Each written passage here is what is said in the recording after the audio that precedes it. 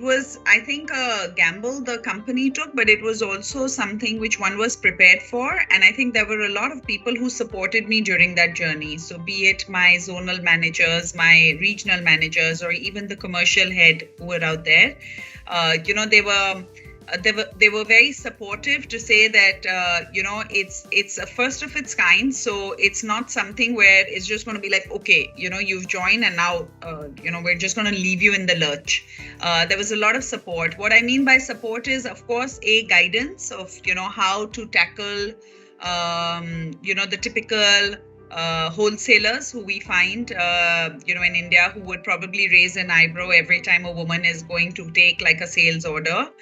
So they were always there to guide, they were always there to support and even go with me on these calls. The second part, I think, which really helped was because I was handling modern trade, which is more of the organized trade per se. It was also something which was getting set up at that time.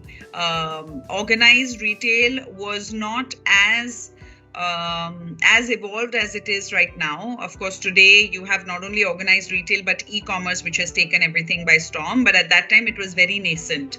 So, also those things were things that supported. And I think the third part was also because the overall business was so new, everybody was kind of finding their bearings, right? So even like, let's say, a Big Bazaar or a D-Mart, they all were, or even an ABRL, which was coming, everybody was like kind of finding their own holding and footing. So everybody was kind of latching on to everybody else and saying, okay, we will find our footing by supporting each other. So I think that was something which was very good.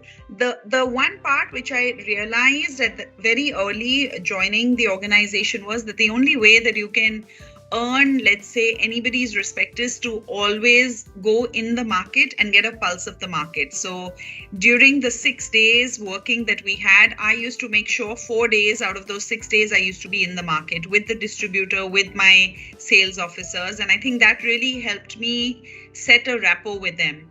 For two things. One, they felt that I was willing to walk the talk and I was willing to be in the market, and understand what they were facing. And I think the second part was also that they knew that they couldn't, they couldn't get away with stuff, because obviously when you're in the thick of things, you're going to be able to, really understand the nitty-gritties of it. So I think that was the other part that I felt it would. I would say that it was daunting as initially, but I think it was a life experience. But I give full credit, along with diligence, to a lot of people who were willing to support this cause. And even small things like, I'll give you an example. I had my office in Andheri East and I used to stay in Bandra. There were a lot of times when our, regional meetings always used to be held after a day's work, like around 7:30. But my RSM always used to be very cooperative, and he would just say that, no, because you're there, we will make sure that the meeting will be, for example, at 5, because we know you're going to have to kind of go back. But he didn't have to, but I think it just went a long way to encourage, an employee to say people are trying to make that kind of an amends, so why not? So I think that's what kind of paved the way.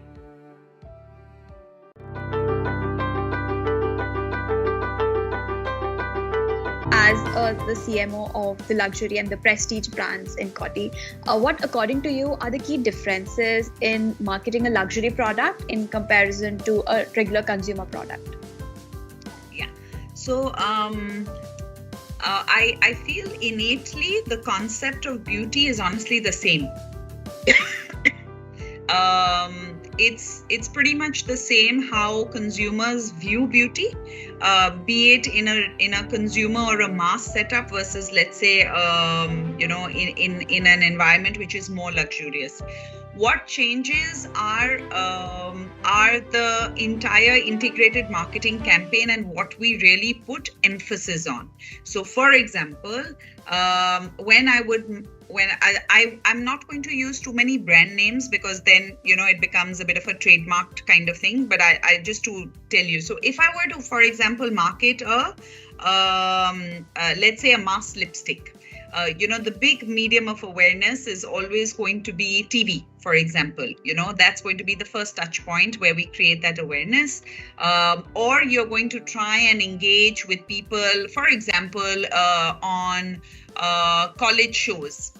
You're going to do something like a road trip, to again make people sample, try the product, like the product.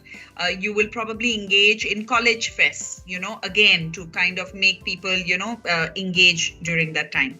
Now, what happens in luxury is you want to create awareness, but you also want to make sure that your brand is going to have that aspirational and luxurious feel.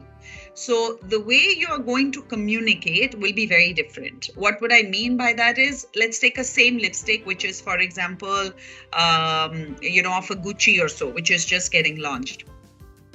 You're going to spend a lot of time on what we call retailtainment. And when I say retailtainment means when you're going to go to a shopper stop, or when you will go to, let's say, a lifestyle, or when, for example, even in an ICA where you would go, the consumer really needs to feel luxurious and want to say, oh, I'm going to pay 10 times the price of a mass lipstick for this product. The way they have made me feel by using the product, the GWP, the gift with purchase that they have given me with this product, the way they have educated me about the look and the feel of the product, it's totally worth it.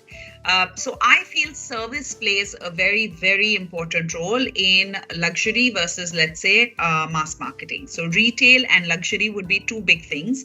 Second, you won't really see a lot of luxury brands being on mainstay, what we call traditional TV, print, etc. What you're going to find a lot is going to be PR and influencer marketing. So what you are going to find is you will have print, communication where they're going to talk about the product, but a lot of it is also going to be advertorial. You'll have the editors of, let's say, a Vogue or a Cosmopolitan talking about it. You want experts to be really driving the credibility of the product, which is what is like the big mainstay. And then I think the third part is a lot about going to that store and experiencing the beauty advisor who's going to share communication with you. A lot of times when you would, for example, go to, beauty stores, which are out there. I don't know if any of you is from Bombay, but, there used to be these really amazing doors of Beautiful and all, which are cosmetic doors. They have like your Dior, Chanel, and they also have like, let's say, a Revlon and all, which would be out there. But the service that you would get from a beauty advisor who's giving a luxury product versus, let's say, the others who are not, you will see the difference that is going to set aside. So there'll be a lot of training which will happen, to really, really communicate. The material that you're going to see in terms of point of sale for luxury products, you will realize the fact that it's not only just an end cap or it's not only a shelf talker. You are going to see they invest a lot, because they want to create that wow imagery for the consumer if they come and experience the product. And I think those would be it. So to be honest, when I even joined Coty, it was a bit of a gamble for them to, take me on, because I've done always consumer products and they were taking me for consumer and all. But when I explained to them why I felt so passionately, about it, they understood that, yes, at the end of the day, inherently beauty is going to remain the same. So you need to understand the trends. You need to understand what's happening in the market. Maybe one market is slightly slower than what's happening. So, for example, if let's say lip tints are something which have happened first in luxury, very soon it's going to come in the mass market. But consumer evolution wise, it's pretty much the same, I would say.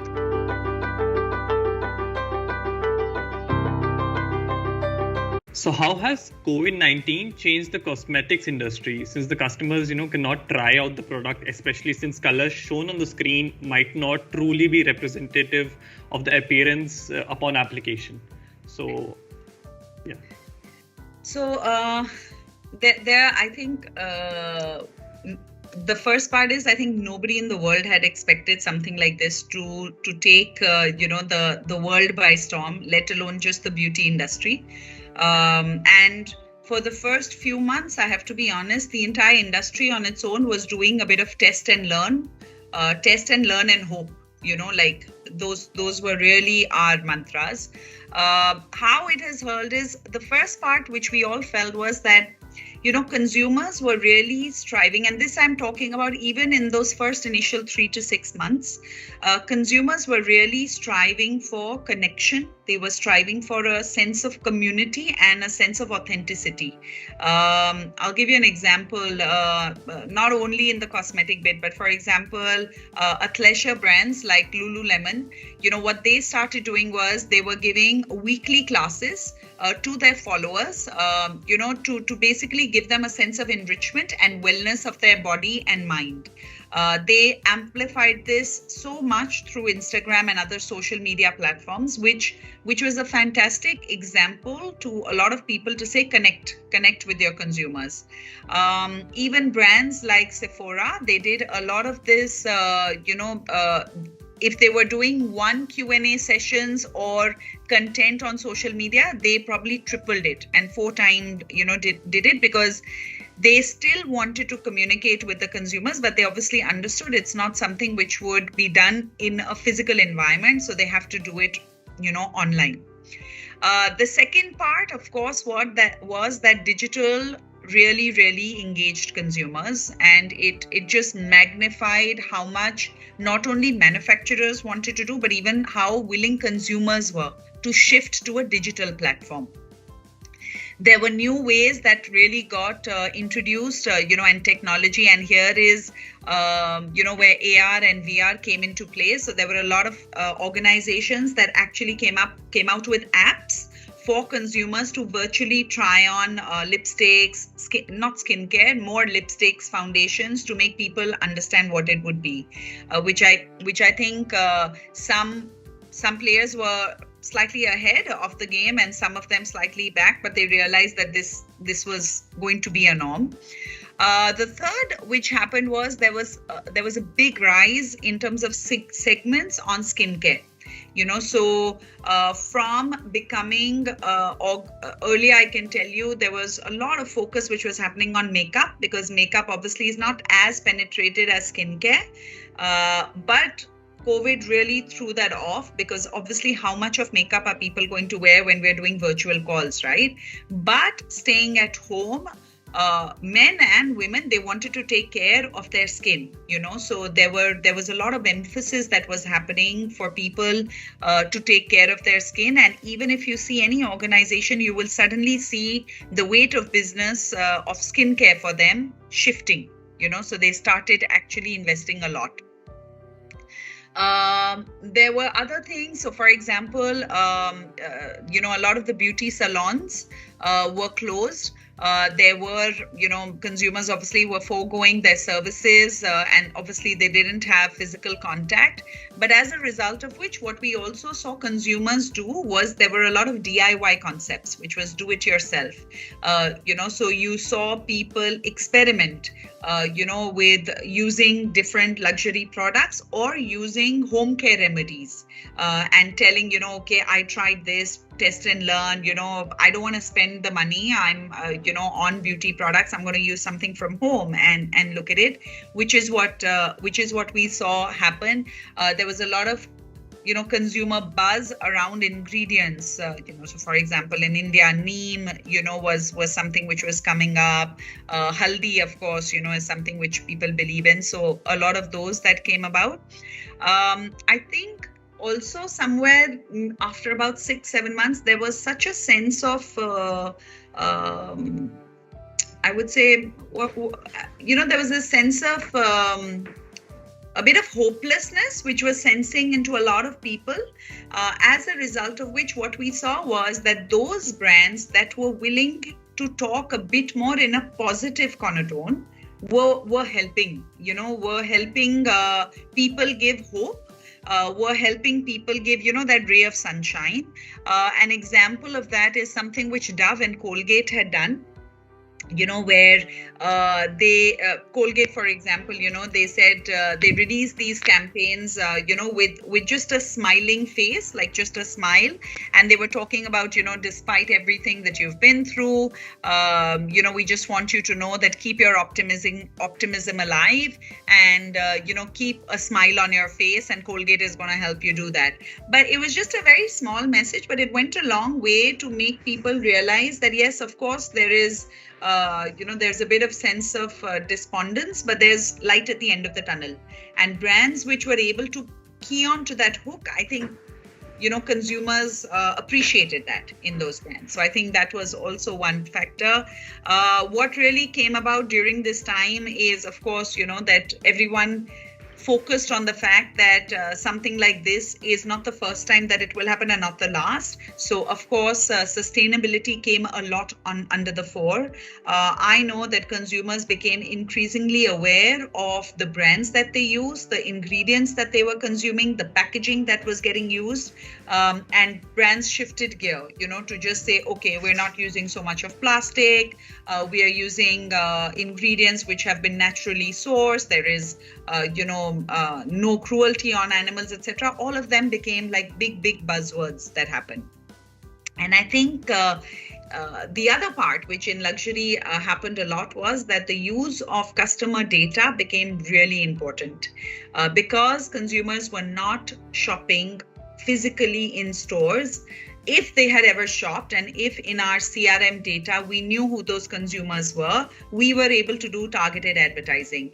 We were able to go to those very consumers and tell them about new products, for example, or we were able to tell them about repeats, of products that they had bought. So data really became king, for us to understand that even in the comfort of your home, we're going to try and service you. And I think that kind of shifted gear, of course. I don't have to tell you that, of course, e-commerce was the other big thing that boomed. Nobody was doing physical, but of course, online, they were shopping. And for those companies that at least had the infrastructure in place, it was a blessing. But there were a lot of companies who actually did not. And I think they had to really move, the gear to get into that. In beauty itself, what also really helped was the tips and tutorials. So a lot of content was getting created by brands to tell consumers what is the advantage of, let's say, this product and how do you use the product. So a lot of the how-to videos, how to use this product, what can you actually do. So there were a lot of, like in makeup, I'm sure the girls would have seen, there were a lot of these Zoom call ready, brands that were coming. So they were saying, okay, these are lipsticks, which when you put a mask on, they're not going to smudge. Or eye makeup really started booming because obviously people, were realizing they're wearing masks, but of course, can be seen. So, those were things. And I think the other part was also that in let's say Southeast Asia, a large part of our consumption for beauty comes a lot through travelers, people who travel across countries, and that wasn't happening because obviously there were travel bans. What that helped do was there was a lot of shift and focus that started happening then to local consumption and local insights. Earlier there was a lot of focus that was being done. For example, Chinese travelers, everybody knows they travel everywhere. We used to make sure that even our POS material was always written in Chinese, in Mandarin, for consumers to look at. That started shifting. And let's say people were saying that, okay, no, let's forget about that. But let's say in a Malaysia or in Indonesia, where of course our local people, any which ways were very important. But now we're not going to look at any of that kind of translation and look at the hijab wearing, women who are out there. So they shifted the gear to then realize, what does my core TG of, let's say, the country that I'm living in want to do, and that's what they started doing. And I think the other part was a lot of experiential marketing came into being. There were a lot of O2O dynamics, so we were wanting people who were the limited people who would even walk, to go to stores or do window shopping. We wanted O2O mechanics happen. What does that mean? So you don't need to necessarily try the product out there, but if you have QR codes or so, you can just link those people, to the online stores and then create, an O2O journey for them. So these were, some of the things which we saw. We continue to see. Some of them continue to persist. Some of them, we're learning as we proceed in this fluid and influx kind of environment.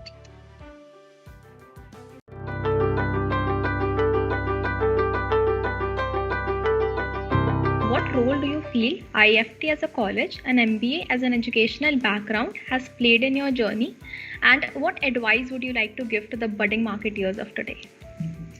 I don't know whether I can give advice or not, but look, I think IFT were great 2 years,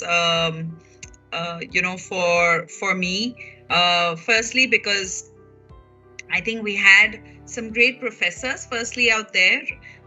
What I liked about the study, environment out there was 2-3 things. The first was, I think there was a lot of emphasis that was given to us, which I think happens in a lot of MBA institutes, but a lot of emphasis given on practical and theoretical. Those two were, it was never only about what are you getting in your, exams. There was a lot of practical emphasis also, be it in terms of the projects that we always had to do. The second part was, I think, as a batch, I don't know what the dynamics of, your batch was. We had a very eclectic mix. We had people who were coming with 10 to 12 or 15 years of work experience also.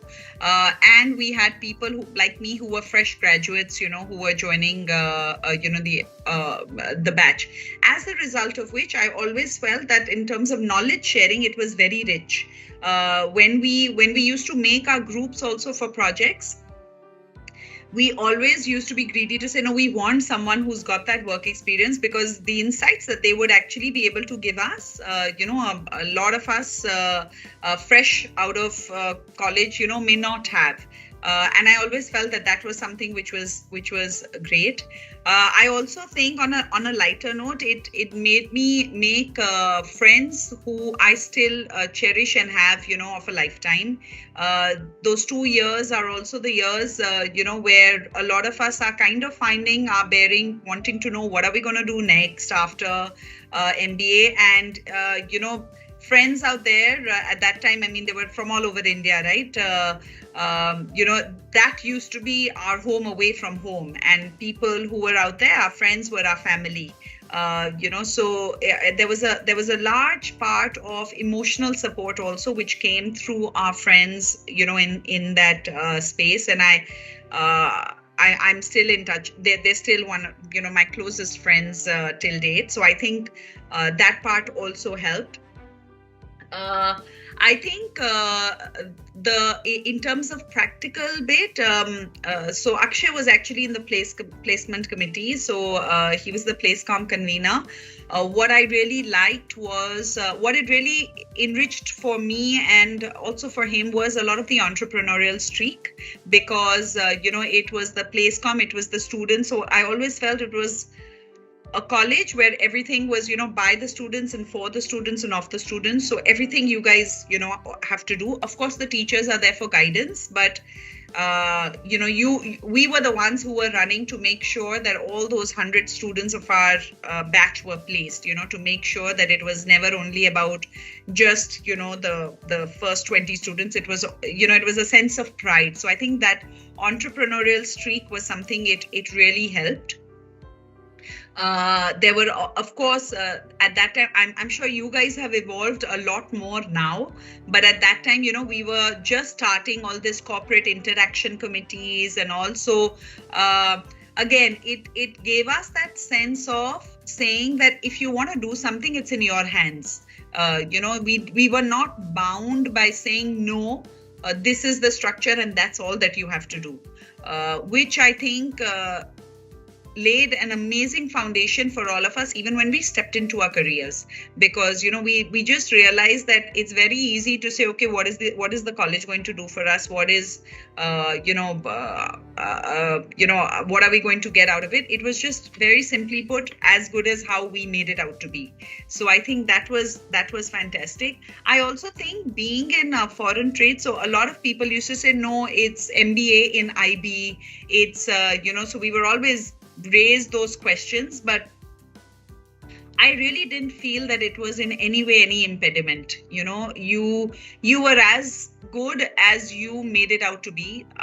Your college played a role. I think it hones you, it directs you, and it guides you, but you make the maximum of whatever you have, so it's, anybody would say, oh, but it's MBA and IB. And we used to be like, yeah, but, the course curriculum is pretty much the same of, what other MBA institutes also do. So we never used to, feel that. What advice would I give to budding marketers? I think the only part where I feel over the course of, there are two things which I at least always promote in my teams. The first part is, I always feel it's fantastic to, if you want to get into marketing, it's always good to even start from trade, which means to do sales. I personally feel it helped me a lot, because and if you ask me, I think most of the MNCs in India do that. It's only when I've actually come out of India, I have realized that other countries don't necessarily do that. So in India, I always felt what held an edge for me was because I understood trade dynamics. It'll just always help you future. So I think doing that sales stint and understanding what the market and trade channel dynamics are will work wonders. And the second part that I always feel is, in marketing, there are a lot of times which you may get trapped or sucked into understanding how does the product fit the consumer. And I don't think that should be the starting point. The starting point should always be the consumer, the consumer and what the need gap for the consumer is, and then building forward of what the product should be. Those two for me are fundamental, even when we speak to even when I speak about to my team, to when they come back to me and they tell me, oh, this product is fantastic, we launch it, etc. and all, I always tell them that don't go back to the root and tell me what's the consumer insight, what kind of need gap does this address, and that would be great. And I think the third part for me today, which I see that happen a lot, is diversity. I would say that to marketers. Why? Because I also feel as marketers, we do a lot of campaigns in which it's not only important for the teams to have diversity, but also for us to showcase diversity. And when I say diversity, I don't only mean gender diversity of women and, female. I also mean diversity of thoughts. I mean diversity of individuals. I mean diversity on any parameter. It's so important for us to start showcasing that in our communication for all organizations, that those would be the 2-3 things that I feel the budding marketers need to have on their responsibility.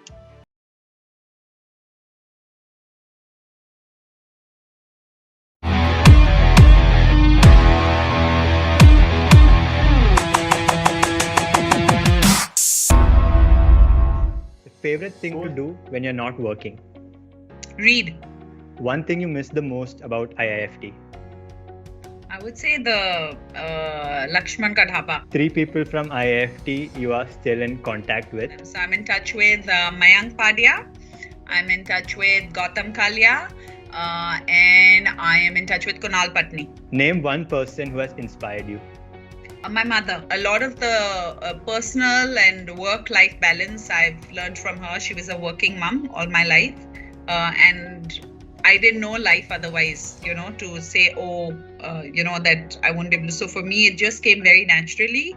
And even when I had a kid, even for Akshay and myself, it was never a question to say, oh, am I going to work or not? It was just a part of life. And that's what I was like kind of grown with. So I'd say my mom.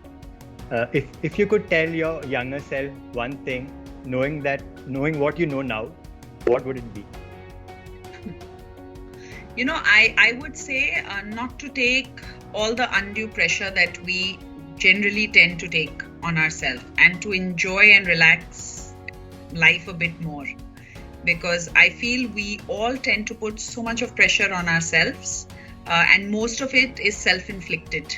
So I would want to say that, yes, I mean, life will take its own course.